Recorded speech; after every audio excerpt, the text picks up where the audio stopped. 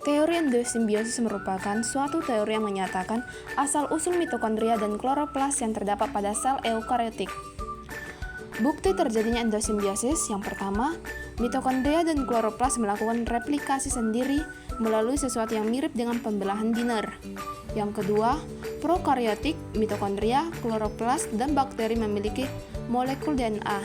Yang ketiga, membran mitokondria dan kloroplas terdiri atas dua lapis. Yang keempat, ukuran dari mitokondria dan kloroplas sama dengan ukuran bakteri.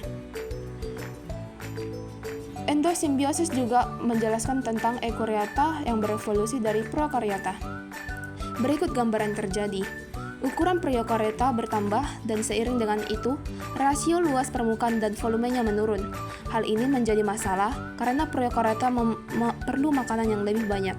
Namun, luas permukaan lebih sedikit untuk mengumpulkan nutrisi. Jadi, untuk meningkatkan rasionya lagi, sel mengembangkan lipatan pada membrannya.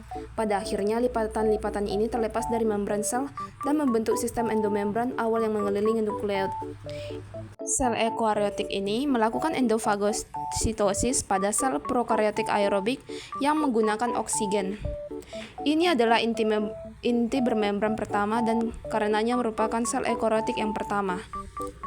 Prokariotik ini berasal dari kelompok bakteri yang disebut proteobakteri yang kemudian berendosimbion ke dalam sel eukariotik.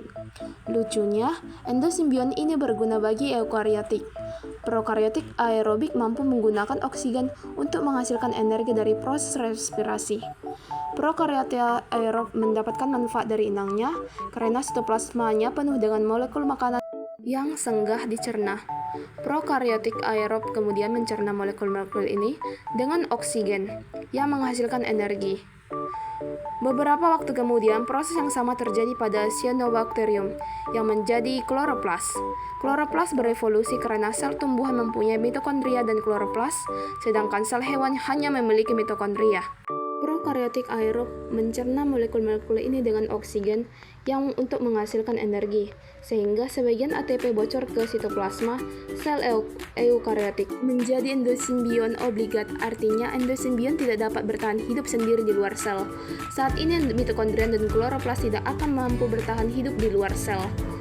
Sel pertama kali di bumi diperkirakan muncul 3,8 miliar tahun yang lalu. 750 juta tahun setelah bumi terbentuk.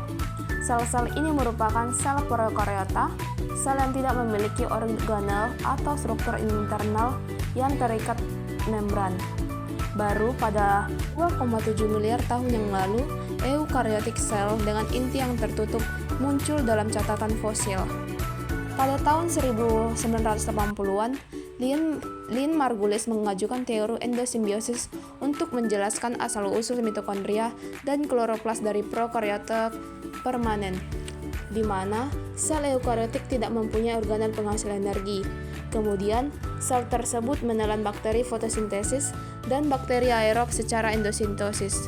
Kemudian, bakteri tersebut bersimbiosis dengan sel eukariotik.